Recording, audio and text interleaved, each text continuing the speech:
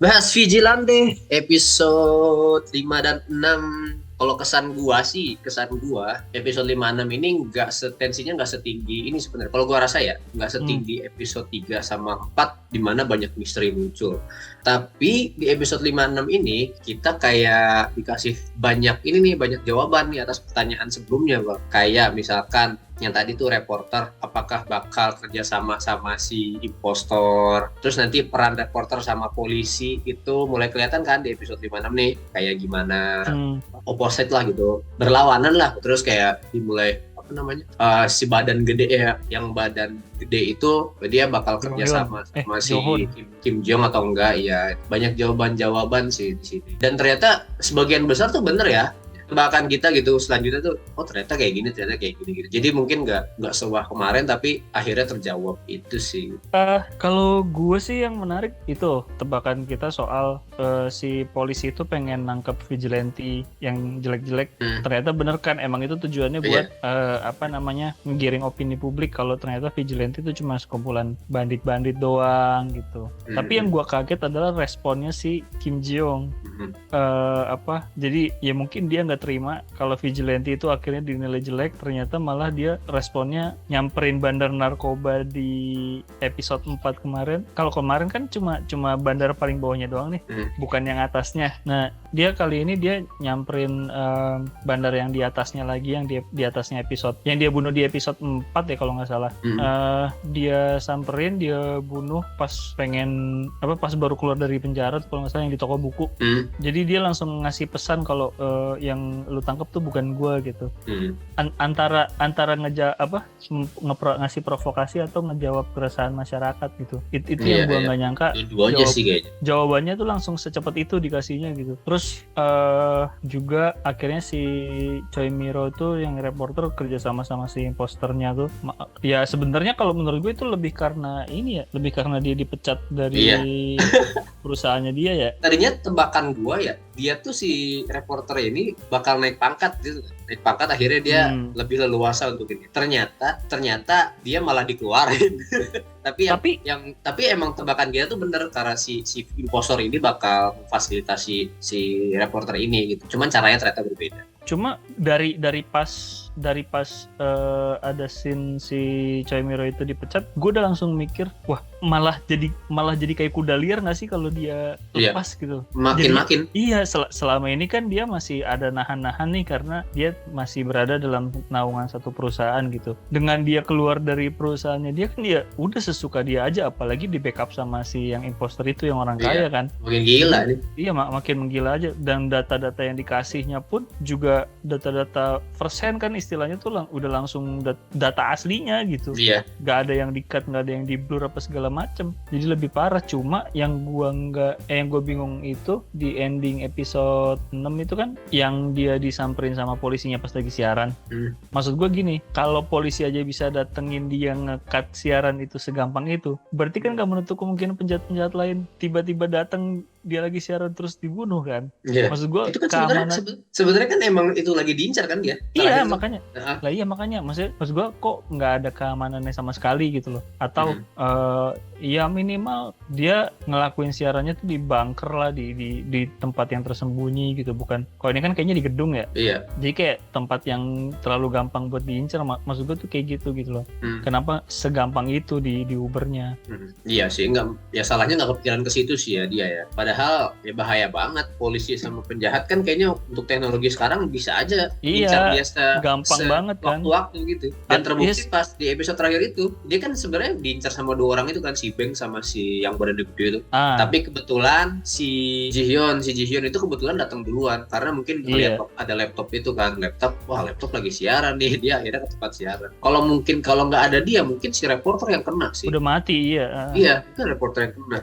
Dan gue menariknya di sini perubahan sikapnya si Jaehyun ini sih, si investigasi ini, perubahan sikap dari yang tadinya dia tuh merasa sangat benar dengan pihak polisi gitu, dengan pihaknya yang dia ikuti, tapi pas ngobrol berdua sama si Kim Ji-young dia mulai goyang tuh. Dalam artian bukan goyang sih sebenarnya, dia terpengaruh, ingin membuktikan gitu kan. Si Ji-young bilang kan, kalau menurut lu ini cara yang benar, menurut itu yang benar, coba buktiin ke gua. kalau misalkan lu bisa buktiin gua bakal ngikut lu. Itu menurut gua solusi yang bagus ya, karena dua-duanya itu sebenarnya bukan dalam artian bukan orang yang punya itikat jelek gitu. Iya. Walaupun dengan cara yang berbeda ya, dua-duanya tuh baik, walaupun dengan cara yang satu brutal, yang satu lagi ikutin sistem, tapi di situ mulai muncul konflik yang menarik lagi sih menurut gua. Beda sama sebelumnya, tapi ini lebih ke apa ya? Idealisme masing-masing. Iya gitu, jadi kayak wah ini masih seru banget buat diikutin gitu. Dan sebenarnya si ketua intelijen ini menurut gue dia udah curiga sama si ketuanya, ketua polisi itu. Iya, Si dari Nam. tatapannya ya. Ya dari awal kenapa dia nggak ngasih tau, nggak ngelapor langsung kalau vigilan itu ditangkap atau gimana kan? Karena dia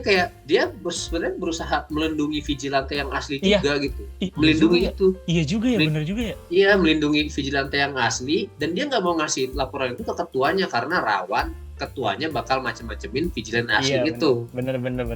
Nah makanya, wah ini keren sih menurut gua. Dan bener kata lu bilang, bisa jadi nih si ketua intelijen ini bisa jadi nanti kerjasama sama si Gio tapi mungkin dengan cara yang berbeda ya. Tapi mungkin tujuannya nanti sama gitu untuk memberantas kayak gitu juga. Itu sih seru sih. Dan kita dari sini tuh bisa tahu gitu bahwa big bossnya untuk season ini tuh untuk saat ini tuh siapa? Untuk saat ini ya, menurut yang gue lihat dari episode ini, big bossnya itu si polisi itu, si punya perusahaan ini, ya dua orang ini nih yang punya kendali penuh, yang kendali si ketua polisi ini di pihak putih lah kasarnya, pihak putih, si ketua Kim itu, yang ketua Sewol itu di pihak hitamnya lah, salah gitu. Dua-duanya tuh saling gokil. Dan anjir pastor pendeta ya namanya. Itu sampai ikutan juga aja. kayak gila sih, gila. Jadi di setiap instansi, di setiap organisasi atau lembaga itu dilihatin gitu ada orang jahatnya di situ. Ada yang korupnya ya.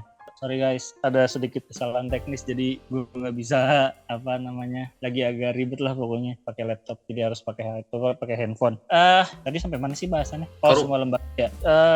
Ya jadi kalau dilihat sampai episode 6 ini kemungkinan besar ya, gue nggak tahu ya ini bakalan satu season berapa episode gitu. Kalau memang misalkan satu season ini cuma 12 episode atau 12 episode lah, mungkin ya beresnya sampai si rektor Universitas Kepolisian ini ketangkep sama si bos yang gendut itu. Sewol. Sewol itu sampai mereka berdua ketangkep. Cuma kalau memang misalkan ini satu season ada sekitar 16 atau 20 episode, mungkin itu cuma tengah-tengah doang. Terus benar kata lu tadi, gue juga baru nyadar sih pas lu bilang tadi kalau si Jo Hyun itu udah tahu kalau atasannya dia itu ternyata ada korup juga. Bahayanya kalau misalkan si Jiyoung sampai beneran ketangkep, malah sayang banget nih talentanya. Makanya gue baru nyadar kata-katanya si Jo Hyun itu kan tiap ketemu sama si Jiyoung, lu tuh masih muda, jangan nyanyiakan masa depan dan lu bisa jadi polisi baik, intinya kayak gitu-gitu kan. Gue juga baru nyadar tuh. Iya, bahkan di tengah episode terakhir tuh, episode 5 itu kan dia masih berharap dia balik kan. Iya pas digebukin kan. Masih akhirnya si Jiyoungnya masuk rumah sakit gitu. Gue juga baru nyadar tuh pas tadi lu ngomong, ya juga ya kalau memang misalkan dia begini terus pada akhirnya terus nanti ketangkep, sayang nih gitu. Mungkin emang maunya si Jo Hyun itu dia kerjasama memberantas kejahatan dari dalam lewat sistem gitu. Cuma kan emang selama main sistem ya mungkin agak susah ya menurut si Jiyoung ya gitu. Jadi makanya dia nggak mau. Dan kalau masalah si polisinya goyah, gue sih goyahnya menurut gue bukan masalah karena omongannya si Jiyoung sih, tapi lebih karena dia akhirnya dimutasi, di stop jadi ketua tim, terus kan digantiin sama ketua tim yang baru tuh, yang rambutnya kayak Tukul tuh. Ada Tukul. Nah dia nih udah, kalau gue lihat udah mulai nyelesain masalah pakai caranya dia sendiri nih si Jo Hyun ini dengan orang yang pengen lusuk si Choi Mi-ro itu kan yang diborgor di mobil tuh. Iya itu. Terus akhirnya kan ketemu sama atasan yang botak tuh, yang gundul tuh. Malah akhirnya diburu satu-satu kan sama si Jo Hyun-nya, sampai akhirnya ketemu pas di parkirannya Choi Mi-ro itu. Dan si Ikus itu ketua rektornya itu, sama ketua Sewolnya itu emang udah nyadar nyadar kan kalau abis ini mereka nih yang pasti diincer gitu. Nah, gue penasaran sama yang katanya ketua Sewolnya itu ngomong, lu 5 hari jangan ngomong apa-apa. Sebenarnya kan selama 5 hari ke depan nih dia bakalan berburu vigilante nih. Jadi apapun yang terjadi si rektor ini disuruh bungkam gitu, jangan ngomong ke media massa sekalipun gitu. Itu sih yang mungkin bakalan kejadian nanti. Terus sampai sini kita masih belum tahu motif utamanya si reporter ini apa ya. Cuma nggak tahu, gue mungkin berpikir pada kan kalau yang udah pasti kerjasama si Jiong sama si siapa yang orang kayak imposternya, gue lupa namanya. Dua itu kan udah pasti kerjasama. Si reporter kerjasama tapi secara nggak langsung kan, lewat si imposter ini. Nah, bukan nggak mungkin pada akhirnya kayak yang gue pernah ngomongin di episode awal-awal, pada akhirnya si Jiong sama si Joyeon ini bakalan kerjasama nih, mengingat musuh yang sebenarnya itu sama gitu loh. Jadi si Sewol sama tikus itu gitu. Cuma gue penasaran gimana ketemunya gitu, karena kalau gue lihat si Joyeon ini masih kekeh lewat sistem. Ya sementara si Jiong ini udah nggak percaya sistem sebenarnya. Dia cuma jadi polisi berkedok doang kayaknya. Iya. Bukan kedok sih, emang ilmu sih. Emang sebenarnya dia niatnya kan baik kan, pengen memberantas, tapi ternyata dia melihat ada korupnya itu, jadi kayak anjir korup juga di sini ya gitu. Tapi dari terakhir ini yang si Jo Hyun dibantai abis-abisan, bukan dibantai sih, yang kalah lah, sama dua orang super ini, itu sama bakal jadi Korea, ya? Itu gila, tapi gila sih bisa ngalahin dia. Si Bang ini ternyata lebih ke speed ya mainnya ya. Dia speed sama skillful banget main sampitnya. Presisi banget dia nusuk-nusuknya anjir. Bagus tau. Asik.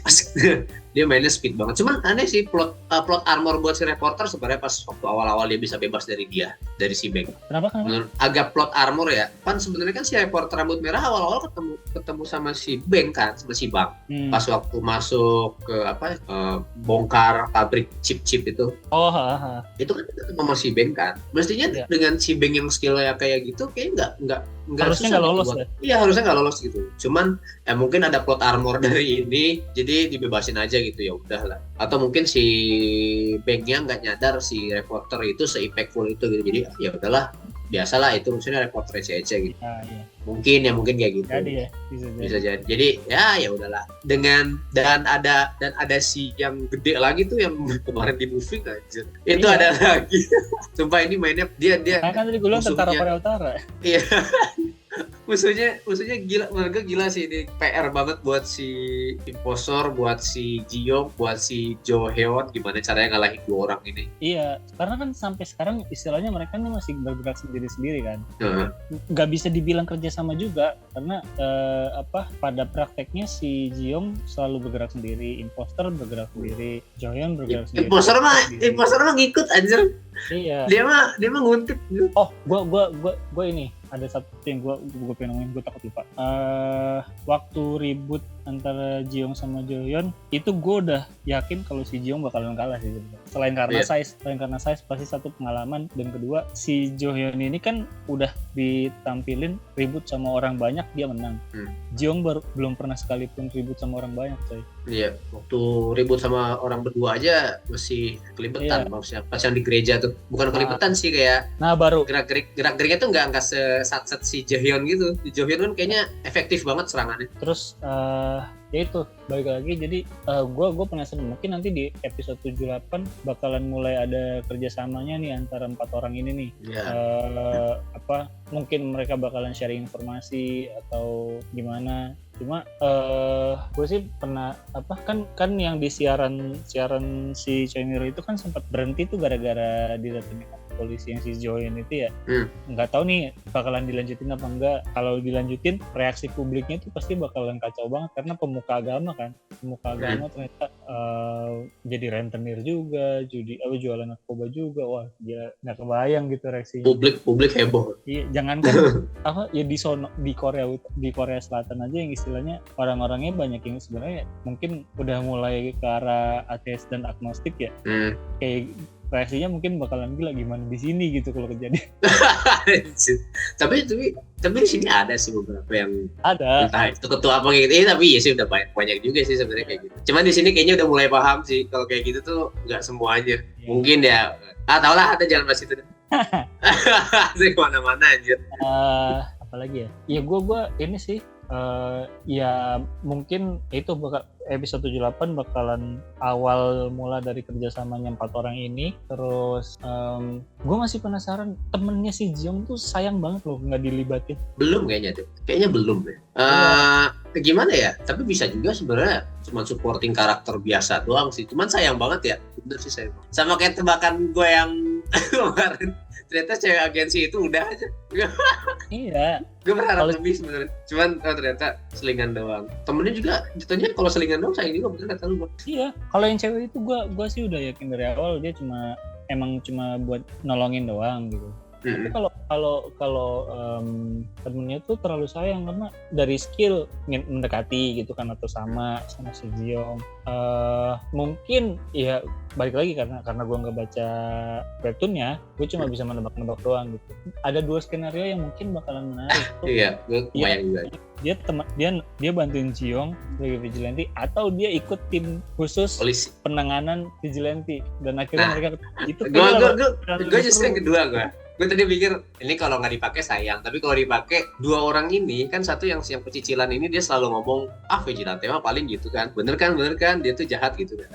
Yang satu lagi dia tuh sebenarnya lagi nyari jati diri itu sebenarnya, kayak dia punya prinsip baik sama kayak vigilante tapi nggak sampai terjun ke sana. Nah dia mungkin bakal jadi Jo yang selanjutnya. 2 orang ini yang bakal nanti bakal ketemunya justru berlawanan sama si Jiong. Oh itu menarik sih. Soalnya si temennya ini punya potensi maksudnya secara tarung kan Jiong sama temennya yang satu lagi tuh itu kan imbang. Iya imbang gitu. Jadi kalau mereka ketemu battle gitu, seru juga sebetulnya. Ya. Mungkin kalau kayaknya next season sih. Kalau memang misalkan battle, istilahnya kan udah nggak ada seri lagi kan, tinggal ngebunuh atau dibunuh, kalah atau menang, cuma gitu doang. Gitu loh. Itu yang mungkin bakalan seru. Ya balik lagi karena kita nggak nonton, kita nggak baca webtoonnya, kita cuma bisa berandai-andai doang. Gitu. Dan kok gue sih masih menikmati posisi kayak gini ya, nggak cuma di sini doang lah, kayak di One Piece atau di mana. Gue sengaja nggak baca manganya karena emang buat menebak-nebak aja. Ya sesekali baca spoiler ada lah di Twitter kan. Kalau gue baca manga sih One Piece.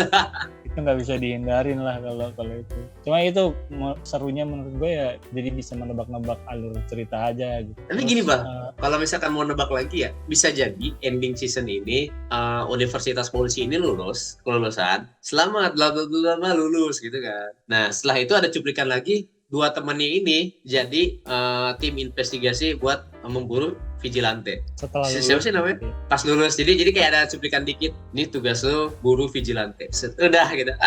Itu kayaknya next season keren sih. Kalau ada itu keren.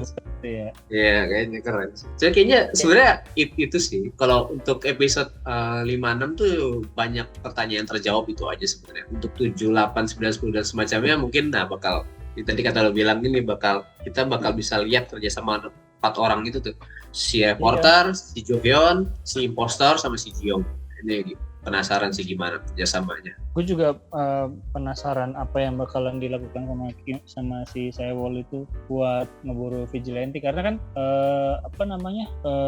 dia nih bakalan all in nih kayaknya nih, sampai dia bilang 5 hari lu jangan ngomong apa-apa gitu. Itu kan dia bakalan all in ngejar si vigilante nih. Sampai sekarang kan dia masih nggak tahu identitasnya siapa kan. Iya. Yang kan baru si Beng tuh tahu loh. Bisa jadi nanti dapat laporan dari si Beng. Kok Bang? Cuma tahu, Bang? Si Beng itu kan terakhir itu lihat mukanya. Cuman nggak tahu ya maksudnya. Cuman dia nggak tahu siapa itu. Mungkin dia bakal curiga itu dari pihak polisi kali ya gitu. Tapi nggak tahu ya ada kecurigaan apa ya. Ya mungkin dia bakalan lapor. Mungkin lapor dia tuh kayak anak muda gitu kan, berbadan tinggi, mungkin kayak gitu sih jatuhnya. Mungkin ya. Ya mungkin juga karena ketua tim yang baru itu curiga juga tuh. Karena ketua tim yang baru itu ditunjuk sama rektornya, bakalan diburu juga sama dia. Iya, kayaknya dia ikutan deh nanti. Iya juga ya, aduh gue lupa lagi sama dia.